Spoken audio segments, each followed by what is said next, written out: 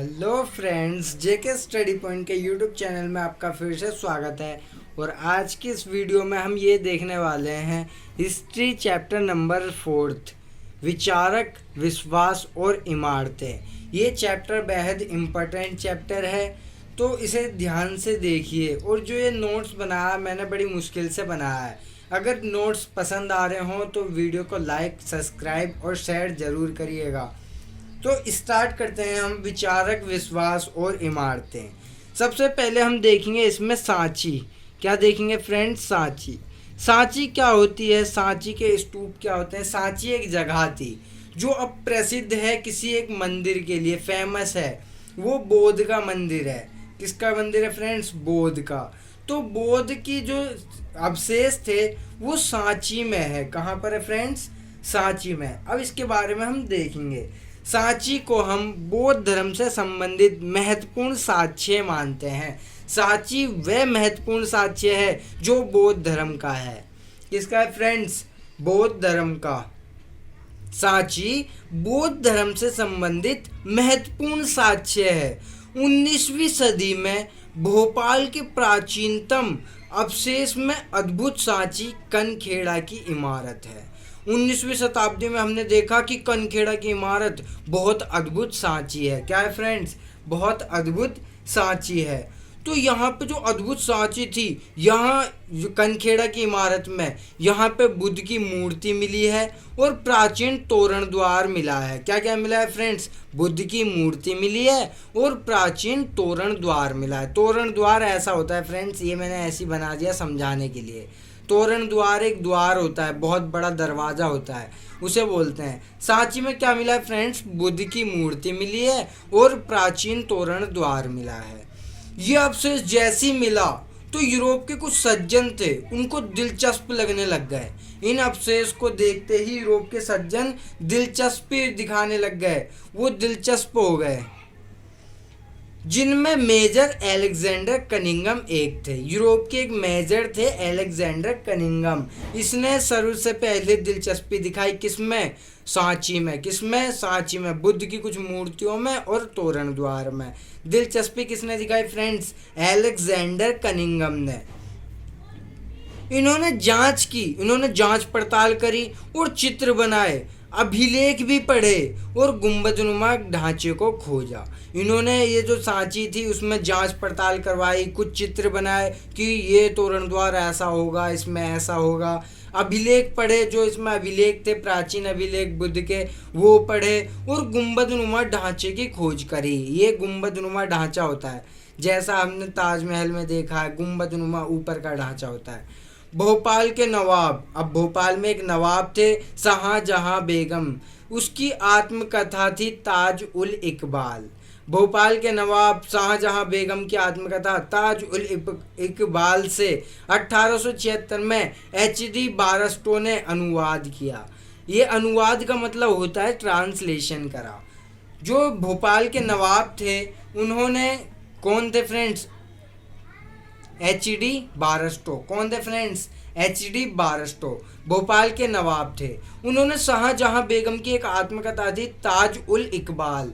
क्या थी फ्रेंड्स? ताज उल इकबाल। किसकी थी ये? शाहजहां बेगम की आत्मकथा थी। इसका अनुवाद किसने करवाया? HD बारस्टो ने। कब करवाया? 1876 में। आपको ढंग से दिख रहा है? समझ आ रही है मेरी राइटिंग? ठीक है फ्रेंड्स। HD बारस्टो ने क्या करवाया? अनुवाद करवाया। किसकी किताब? शाहजहां बेगम की आत्मकथा की। कौन सी किताब थी? ताजुल इकबाल। यहाँ तक ठीक है फ्रेंड्स, समझ आया? अब आएंगे सांची की झलक। सांची की एक झलक देख लेते हैं, क्या होती है सांची की झलक। सांची की झलक, नोट्स दिख रहा है फ्रेंड्स? बराबर दिख रहा है ना? सांची की झलक। 19वीं सदी में यूरोपियों ने सांची स्तूप में दिलचस्पी दिखाई। हमने देखा सबसे पहले यूरोप में सज्जनों ने क्या करा? दिलचस्पी दिखाई। उसमें कौन थे? अलेक्जेंडर कनिंघम थे। फ्रांसीसी भी मोहित हो गए, वो भी देख कर अचंभित हो गए। अरे भैया ये क्या है? ये कौन सा द्वार है ऐसा? इतना अद्भुत द्वार हमने तो जिंदगी में पहली बार देखा है। पहले यूरोपीय दिलचस्पी दिखाने लग गए, अब फ्रांसीसी भी दिखाने लग गए। अंग्रेज तथा फ्रांसीसी सांची के तोरण द्वार को ले जाना चाहते थे। अंग्रेज भी आए, वो देखो और क्या चीज बनाई है, तोरण द्वार है क्या है, तो वो भी चाहते थे और फ्रांसी भी चाहते थे कि ये हमारे देश में होए। वो चाहते थे तोरण द्वार को अपने साथ ले जाना। क्या चाहते थे फ्रेंड्स? तोरण द्वार को अपने साथ ले जाना। फ्रांसीसी तो तोरण द्वार को फ्रांस ले जाने के लिए, संग्रहालय ले जाने के लिए बेगम से इजाज़त मांगी। फ्रांसीसी ने तो जल्दबाजी दिखा दी, अरे मैं तो जा रहा हूँ बेगम से मनाने, बेगम को मनाने कि मैं तो ले जाऊँगा तोरण द्वार को, अपने संग्रहालय ले जाऊँगा फ्रांस में। संग्रहालय क्या होता है? म्यूज़ियम। म्यूज़ियम ले जाऊँगा तोरण द्वार को, जाता हूँ मैं तो बेगम से बात करने, बेगम मान जाएगी तो ले जाऊँगा, तुम चाहे कुछ भी करो। लेकिन बड़ी सावधानी से तोरण द्वार की प्लास्टर सर्जरी करवा दी। सर्जरी क्या होती है फ्रेंड्स? प्लास्टर मतलब उन्होंने हूबहू सेम टू सेम एक और तोरण द्वार बनवा दिया जल्दी से जल्दी। उन्होंने देखा ये यहाँ से ले जाएंगे हमारी अद्भुत चीज़, वहाँ जाके म्यूज़ियम बना देंगे और म्यूज़ियम में पैसे कमाएंगे, इससे बढ़िया मैंने दूँ ही ना, मैंने कुछ और चीज़ दे दूँ। तो उन्होंने क्या करा? प्लास्टर बनवा दिया, हूबहू बनवा दिया। किसने? शाहजहां बेगम ने। और उसकी उत्तराधिकारी मतलब शाहजहां बेगम के बाद आई थी सुल्तान जहां बेगम। शाहजहां बेगम ने और सुल्तान जहां बेगम ने उसके रख रखाव हेतु धन मिला, दोनों ने पैसा मिला दिया, प्लास्टर बनवा दिया और ठीक से रख रखाव के लिए पैसा मिला खूब सारा। और जॉन मार्शल ने सांची पर लिखे ग्रंथ सुल्तान जहां को समर्पित कर दिए। जॉन मार्शल को मिला था सबसे पहले सांची पे लिखे हुए ग्रंथ, उन्होंने सुल्तान जहां बेगम को दे दिया कि ये लो आप सही सलामत रखना और ढंग से रखना, किसी को देना मत। बेगम ने संग्रहालय अतिथि साले बनवाया, उन्होंने एक संग्रहालय अतिथि साले बनाया। जो भी आएगा तोरण द्वार देखने वो पहले संग्रहालय में जाएगा, संग्रहालय में जाके देखेगा कि क्या क्या चीज़ें थी। यहाँ तक समझ आया फ्रेंड्स? चैप्टर का नाम क्या है? विचारक, विश्वास और इमारतें। हम किसके बारे में पढ़ेंगे? सांची। सांची क्या है? ये बौद्ध धर्म से संबंधित महत्वपूर्ण साक्ष्य है। सांची क्या है? बौद्ध धर्म से संबंधित महत्वपूर्ण साक्ष्य। 19वीं सदी में भोपाल के प्राचीनतम अवशेष में अद्भुत सांची कनखेड़ा की इमारत थी। कौन सी इमारत थी फ्रेंड्स? कनखेड़ा की इमारत थी। यहाँ बुद्ध की मूर्ति, प्राचीन तोरण द्वार का परीक्षण किया। यहाँ पे क्या मिला? कनखेड़ा की इमारत में बुद्ध की मूर्ति मिली और तोरण द्वार मिला। तोरण द्वार, इन सभी अवशेषों को देख के यूरोप के लोग दिलचस्पी दिखाने लग गए। इनमें कौन था? Alexander Cunningham. कौन था फ्रेंड्स? Alexander Cunningham. इन्होंने जांच की, पड़ताल करी और चित्र बनाए, अभिलेख पढ़े, गुंबदनुमा ढांचे की खोज करी।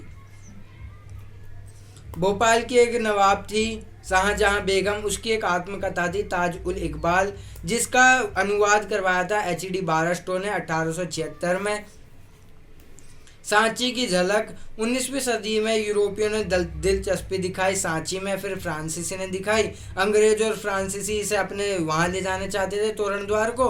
फ्रांसीसी तो इतने व्याकुल थे कि तोरण द्वार को फ्रांस ले जाने के लिए और संग्रहालय में ले जाने के लिए बेगम से इजाज़त भी मांग ली। लेकिन क्या करा? शाहजहां बेगम ने बड़ी ही सावधानी से तोरण द्वार की प्लास्टर करवा दी और दोनों बेगम, शाहजहां बेगम और उसके बाद जो रानी बनी सुल्तान जहां बेगम, दोनों ने रख रखाव के लिए पैसा मिलाया और सुल्तान जहां बेगम को जॉन मार्शल ने सांची के ग्रंथ दे दिए। बेगम ने क्या बनवा दिया? संग्रहालय बना दिया और अतिथि शाले बना दिया। चलिए फ्रेंड्स अब आगे बढ़ते हैं। आगे क्या हुआ? इसकी पृष्ठभूमि क्या थी? मतलब पृष्ठभूमि पढ़ेंगे, उसमें सबसे पहले पढ़ेंगे यज्ञ और विवाद। क्या पढ़ेंगे फ्रेंड्स? यज्ञ और विवाद। ईसा पूर्व पहले सहस्त्राब्दी, पहली सहस्त्राब्दी चल रही थी, सहस्त्राब्दी काल बोलते हैं। पहली सहस्त्राब्दी काल का दुनिया के इतिहास में महत्वपूर्ण मोड़ माना जाता है। पहला जो सहस्त्राब्दी काल था ये दुनिया के काल में बहुत महत्वपूर्ण मोड़ था, क्योंकि इस काल में ईरान के जरथुस्त्र, चीन के खुगस्ती और यूनान के सुकराट, प्लेटो, अरस्तु और भारत के महावीर और बुद्ध का जन्म हुआ था, उद्भव हुआ था।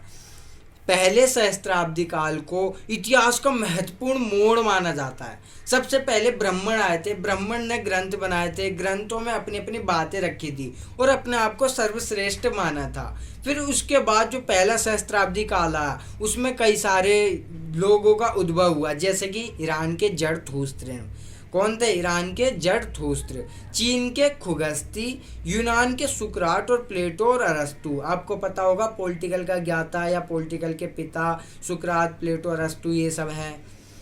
भारत के महात्मा महावीर बुद्ध भी थे और महावीर भी थे, दोनों का उद्भव हुआ।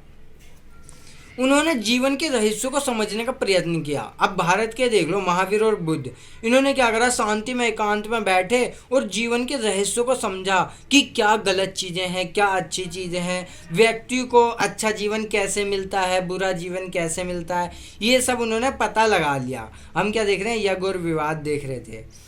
इसी समय गंगा घाटी में नए राज्यों और शहरों का उदय हो रहा था। जब ये काल चल रहा था, पहला सहस्त्राब्दी काल, तो गंगा घाटी के किनारे नए नए राज्य और शहर बस रहे थे। क्यों बस रहे थे? क्योंकि वहाँ पे पानी मिल जाता है, कृषि हो सकती है, तो नए नए राज्य बस रहे थे। सामाजिक तथा आर्थिक जीवन में कई प्रकार के परिवर्तन आ रहे थे। जब वहाँ लोग इकट्ठा हो रहे थे तो उनके सामाजिक जीवन में और आर्थिक जीवन में, पैसों से रिलेटिव जीवन में कई परिवर्तन दिखे। बदलते हुए हालात को भी समझने का प्रयास कर रहे थे। वो समझ रहे थे कि हालात कैसे बदल रहे हैं, लोग कैसे बदल रहे हैं। अब अगला टॉपिक देखेंगे, यज्ञों की परंपरा। यज्ञों की परंपरा दिख रहा है साफ? ठीक है फ्रेंड्स, यज्ञों की परंपरा, इसके बारे में जानकारी हमें 1500 से 1000 ईसा वर्ष पूर्व में संकलित ऋग्वेद से पता चलता है। यज्ञों के बारे में किससे पता चलता है? ऋग्वेद। ऋग्वेदिक एक काल चला था, वैदिक काल बोलते हैं उसे, ऋग्वेदिक काल और उत्तर वैदिक काल। तो ये जो वैदिक काल था वो चला था 1500 से 1000, और इसके बाद उत्तर वैदिक काल चला था 1000 से 600 ईसा वर्ष पूर्व। हम अभी पढ़ रहे हैं 1500 से 1000 ईसा वर्ष पूर्व, जिसे ऋग्वेदिक या वैदिक काल भी कहते हैं। इन वेद में जो ये ऋग्वेद था, इस वेद में कई सारे भगवान थे। अग्नि, इंद्र, सोम। कितने भगवान थे फ्रेंड्स? 3। अग्नि, इंद्र, सोम। थे तो और भी, लेकिन आपको 3 ही पढ़ने हैं, अग्नि, इंद्र और सोम। ये देवता थे, अनेक देवता थे। इनकी स्तुति का संग्रह है क्या? ऋग्वेद। ऋग्वेद से हमें पता चलता है 3 महात्मा। ऋग्वेद से हमें ये पता चलता है जो 3 देवता थे उनके बारे में जानकारी मिलती है ऋग्वेद से। वैसे तो हमें वेदों से जानकारी नहीं मिलती, क्योंकि वेद हम पढ़ नहीं पाए। वेदों को समझने के लिए उपवेद बने हैं, उपवेद बने हैं जिनसे हमें पता चला है। यज्ञों के वक्त इन स्रोतों का उच्चारण करते थे। जब यज्ञ होता था तो इन तीनों देवता का उच्चारण करते थे, अग्नि, इंद्र और सोम का। लोग द्वारा मवेशी, बेटी, स्वास्थ्य, लंबी उम्र आदि के लिए प्रार्थना की जाती थी। जब यज्ञ होता है तो आप भी मन मन में कुछ ना कुछ बोलते हो। जैसे कि कोई 12th में हो तो वो मन मन में बोलता है, हे भगवान इस साल अच्छे नंबर मिल जाए, या कोई BA में हो तो इस साल पास हो जाए, या कोई नौकरी चाहता है सरकारी तो वो मन में क्या बोलता है? पास हो जाए। ऐसे ही उस समय के लोग मन मन में क्या बोलते थे कि हमें बेटी मिल जाए, स्वास्थ्य अच्छा रहे, लंबी उम्र हो जाए। ये सब उनकी क्या थी? प्रार्थना थी, मन में प्रार्थना करते थे। जब शुरुआत हुआ था यज्ञों का, यज्ञों की जब परंपरा चली थी तो यज्ञ सिर्फ सामूहिक होते थे। कैसे होते थे? आरंभ में यज्ञ सामूहिक होते थे। बाद में कुछ मालिक, राजा या इन्हें गृहस्वामी बोलते हैं, सरदार, राजसूय तथा अश्वमेध जैसे जटिल यज्ञ करते थे। पहले सामूहिक होते थे, फिर इसके बाद ये क्या हुए, कुछ मालिक और राजा करने लग गए, गृहस्वामी, सरदार भी करने लग गए। सरदार ने कौन कौन से यज्ञ करे? राजसूय तथा अश्वमेध जैसे जटिल यज्ञ करवाए। ये बहुत ही जटिल यज्ञ होते हैं। अश्वमेध में क्या होता है? एक घोड़ा होता है, उसे छोड़ दिया जाता है, वो जितनी दूर जाएगा, यहाँ से लेके यहाँ तक, जितनी दूर जाएगा उतनी दूर की संपत्ति वही राजा रखेगा, और जो यहाँ का राजा होगा उससे वो युद्ध करेगा। युद्ध अगर जीत गया तो उसकी संपत्ति इस राजा की हो जाएगी। ब्राह्मण यह अनुष्ठान कराते थे, ब्राह्मण लोग करवाते थे ये यज्ञ। करवाते नहीं थे, करते थे। वो करवाते कोई और थे, जैसे कि सरदार करवाने लगे, मालिक करवाने लगे, राजा करवाने लगे। ये सब करते कौन थे? ब्राह्मण करते थे। समझ आ रहा है फ्रेंड्स? समझ आ रहा है तो लाइक सब्सक्राइब रुकनी नहीं चाहिए, जल्दी से जल्दी कर देना। और जिसे ये नोट्स चाहिए तो मेरा ग्रुप है, टेलीग्राम ग्रुप, 12th करके है, 12th political science, history, geography, तीनों अवेलेबल हैं। JK स्टडी पॉइंट है, एंड में उसके पीला सा पोस्टर होगा, तो उस पर भी जाके ज्वाइन कर लें। नहीं तो मेरा व्हाट्सअप नंबर है 8178455264, आपको स्क्रीन पर दिख रहा होगा, और इसी पे ही व्हाट्सअप कर देना तो मैं नोट्स भेज दूँगा। कुछ नए प्रश्न उठे, विचारधारा से ज्ञात होता है लोग जीवन का मतलब, मृत्यु के बाद जीवन की संभावना एवं पुनर्जन्म की वास्तविकता को समझना चाहते थे।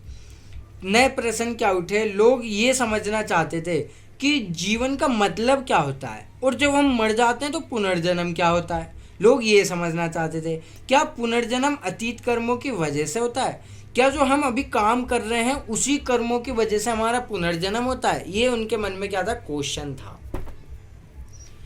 अब हम नया टॉपिक पढ़ेंगे, वाद विवाद और चर्चाएं। वो पीछे समझ आया फ्रेंड्स। तो अब नया टॉपिक पढ़ेंगे, वाद विवाद और चर्चाएं। महावीर तथा बुद्ध ग्रंथ में जिन 64 चिंतन परंपराओं का उल्लेख किया गया है उसमें हमें जीवंत चर्चा विवाद की झांकी मिलती है। महावीर ग्रंथ में और बुद्ध के ग्रंथ में 64 चिंतन परंपराओं का उल्लेख है। कितने परंपराओं का? 64 चिंतन परंपराओं का उल्लेख है। उसमें हमें चिंतन चर्चा के बारे में और विवाद की झांकी मिलती है कि क्या क्या विवाद थे लोगों के बारे में, लोगों के पुनर्जन्म के बारे में, या फिर क्या क्या कैसे रहते थे वो बौद्ध लोग, महावीर लोग। शिक्षक का कार्य, अभी शिक्षक का कार्य क्या होता है? पढ़ाना।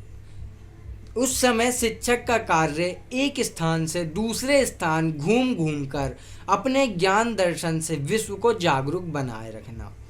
उस समय शिक्षक का कार्य क्या था? उन्हें एसी नहीं मिलती थी, पंखा वंखा नहीं मिलता था, बोर्ड नहीं मिलते थे, ना ही क्लासरूम मिलते थे, बल्कि शिक्षक जो होते थे खुद एक स्थान से दूसरे स्थान घूम घूम कर जाके ज्ञान बांटते थे। वो अपना ज्ञान चर्चाएं किस जगह करते थे? कूटागार में। किस में करते थे? कूटागार में। कुटिया बोलते हैं उसे आज के ज़माने में। कूटागार में वो चर्चाएं करते थे।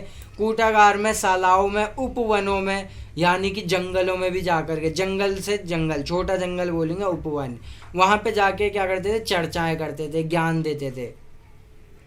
जहाँ घुमक्कड़ मनीषी ठहरते थे, उपवन या फिर चर्चा कूटागार, वहाँ पे कौन रहते थे? घुमक्कड़ मनीषी ठहरते थे। ऐसे में शिक्षकों के अनुयायी बनते चले गए। शिक्षकों के क्या बनते चले गए? स्टूडेंट, अनुयायी बनते चले गए। बहुत ही अनुयायी बनते गए और वो अनुयायी धीरे धीरे करके शिक्षक बन गए। उनमें से अनेक शिक्षक महावीर और बुद्ध शामिल हैं। उन शिक्षकों में से एक आध शिक्षक महावीर के भी हैं और बौद्ध भी हैं। इन्होंने माना दुख से इंसान मुक्ति कब पा सकता है? जब दुख से इंसान व्यक्ति खुद ही पा सकता है। दुख से जो इंसान है मुक्ति कैसे पा सकता है? खुद करके पा सकता है। व्यक्ति मुक्ति खुद ही कर सकता है दुख से। कैसे करेगा फ्रेंड्स? यह समझ ब्राह्मणवाद से अलग थी। ब्राह्मणों ने बोला था कि इंसान का दुख उसके जीवन से संबंधित है, उसने किस नक्षत्र में जन्म लिया है उससे संबंधित उसका दुख है। लेकिन बुद्ध ने क्या बोला कि जो उसका दुख है उस दुख से मुक्ति वो खुद ही पा सकता है, कोई और मुक्ति नहीं दिलाएगा, वो खुद ही दिला सकता है अपने आप को मुक्ति।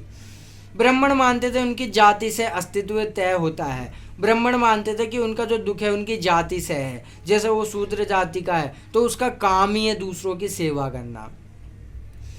ब्राह्मण की सोच अलग थी, ऐसी बौद्ध की सोच अलग थी। समझ आया फ्रेंड्स? चलिए आगे बढ़ते हैं।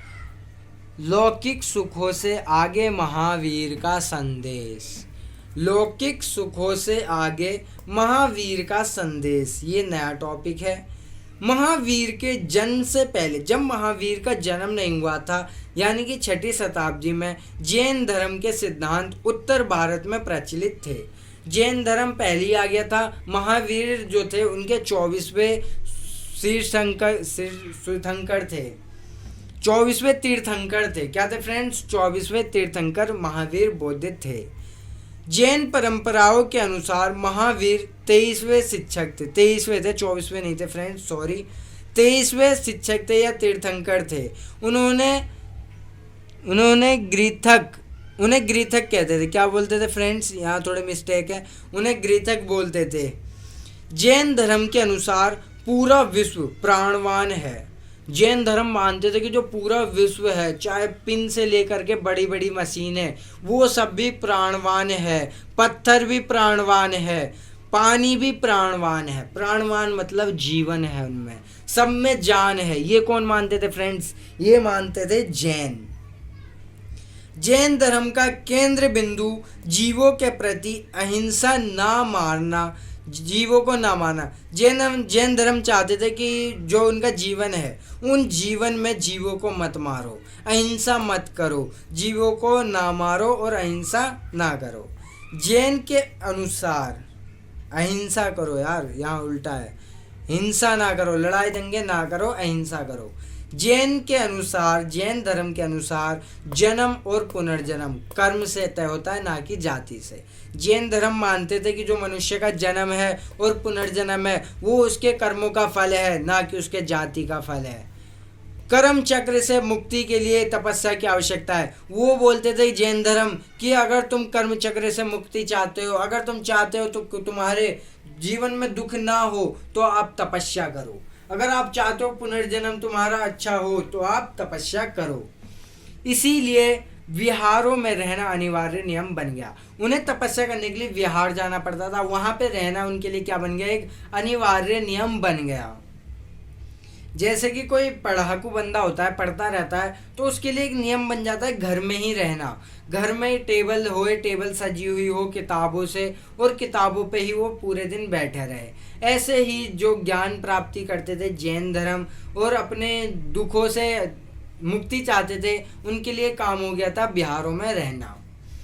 जैन साधु एवं साध्वी 5 व्रत करते थे। जैन के जो साधु और साध्वी होते थे वो 5 व्रत करते थे। 5 व्रत मतलब ये नहीं कि उपवास, ये नहीं कि भूखे रहना, मतलब 5 काम करते थे। पहला काम वो हत्या नहीं करते थे, दूसरा चोरी नहीं करते थे, झूठ नहीं बोलते थे, और ब्रह्मचर्य करते थे, धन अर्जित नहीं करते थे। जैन धर्म का विस्तार, जैन धर्म अब कैसे फैला, ये टॉपिक है। जैन धर्म कैसे फैला फ्रेंड्स? जैन धर्म भारत में कई भागों में फैला। बौद्ध की तरह जैन ने भी प्राकृतिक और संस्कृत, तमिल और भाषा में काफ़ी साहित्य का सृजन किया है। उन्होंने भी साहित्य लिखे हैं, साहित्य इकट्ठा करे हैं, जो कि प्राकृतिक भाषा में है, संस्कृत में है, तमिल में है। धर्म परंपरा संबंधी सबसे प्राचीन मूर्ति में जैन तीर्थंकरों के उपासक द्वारा बनवाई गई मूर्ति भारत में अनेक भागों में पाई गई है। जैन धर्म की मूर्ति भी भारत में अभी भी अनेक भागों में पाई गई है। फ्रेंड्स, वीडियो ज़्यादा बड़ी हो जाएगी तो मेरे पे इतना नेट नहीं है जो इसे अपलोड कर पाऊँ, इसलिए हमने अभी तक जैन के बारे में पढ़ा है। बुद्ध के बारे में आगे की वीडियो में देखेंगे। आगे की वीडियो में बहुत बड़े नोट्स हैं, तो फ्रेंड्स कहीं जाइएगा नहीं, हम ज़रूर पढ़ेंगे आगे की वीडियो में। या मैं सोच रहा हूँ बुद्ध और ज्ञान की खोज पढ़ ही लेते हैं, क्या बोलते हैं फ्रेंड्स? नहीं, 3 पार्ट में बनाएंगे वीडियो। चलिए फ्रेंड्स, आज के लिए यहीं ख़त्म कर दी जाती है क्लास। वीडियो अगर अच्छी लग रही है तो इसे लाइक सब्सक्राइब जरूर करिए। चलिए अब विदाई लेने का समय आ गया है।